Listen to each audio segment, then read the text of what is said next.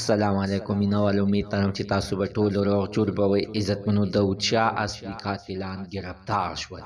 راځئ مینوال مکمل تفصیلات تاسو موږ سره په دې ویډیو کې کتلی شئ. موږ سره د ویډیو تر اخره پورې وګورئ چې تاسو ته پوره د دې معلومات نه مخکې زه تاسو ته د یادګینه وکړم تاسو کو چینل زموږ په دې سوپر کلیک چینل کې نه وئ چینل هم نوي سبسکرایب کړئ. مهرباني وکړئ تاسو زموږ د سوپر کلیک چینل د سره سبسکرایب کړئ، خوا کې ورسره د ټلۍ نښاني وښایئ چې هر یوه نوې معلوماتي ویډیو تاسو ته په اسانۍ باندې در ورسیږي.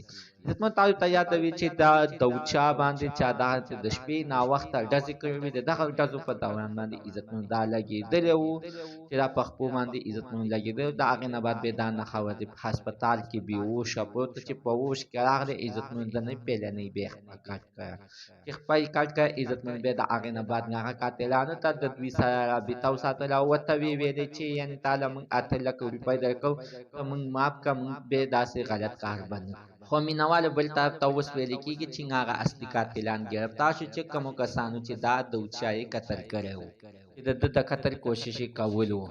چې موږ معلومات وکړو عزتمنو تر اوسه پورې هغه قاتلان لا نه دي ګرفتار شوي. ته انشاءالله تعالی وایي چې زر ته زره به ګرفتار شي. خو قاتلانو داود شاه سره په رابطه کې دي ویل دي چې تاله موږ پیسې درکوو تاسو کولی شئ چې موږ معاف کړئ.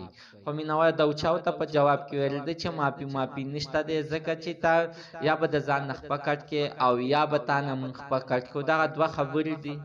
دې نه علاوه ته نشي معاف کېدلی او نه تا موږ معاف کوو. او ویلي دي چې دغه قاتلانو نه به زه خپله بدله اخلم او زر ته زره به ګرفتارېږي چې ګرفتار شي. غواړم چې ټول عمر دا کېدی شي چې سبا بل کس سره همداسې غلط کار ونه کړي.